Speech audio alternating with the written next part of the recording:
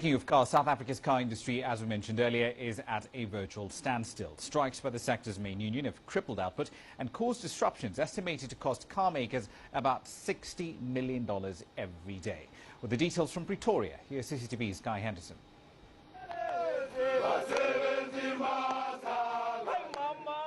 Out on the picket line again, unions are rallying their troops in what's becoming the toughest wage negotiation season for years.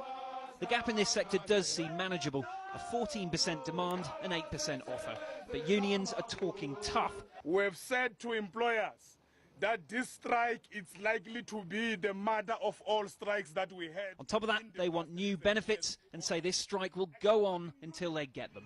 What we cannot win when we out here on the street can never be won in the small room, in the boardroom. And that's our philosophy. The only thing that employers understand better is unity of workers in purpose. Now, unions say as many as 30,000 workers in the auto sector are now on strike. Employers say that number is significantly lower. But regardless, this is the kind of strike action that can start to cause severe disruption to a key sector in the South African economy. South Africa is an international car-making hub. It makes 500,000 vehicles a year and exports to 152 countries. But the industry reckons it's now losing $70 million every day in revenue and could lose far more down the line.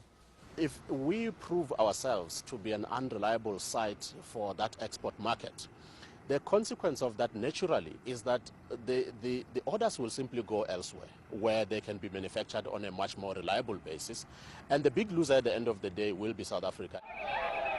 Though last year's chaotic and often violent unrest in the mining sector hasn't really spread, there's still a feeling among labour analysts that it marked a watershed and that it indirectly damaged support for the ruling African National Congress. There's great pressure on the COSATU unions and others, but especially the COSATU unions, to deliver on promises at grassroots level, where they've been accused of perhaps being out of touch. So you're seeing an increased zeal across the board. 8 months until the country casts its vote, there's incentive to mobilise. Guy Henderson, CCTV, Pretoria, South Africa.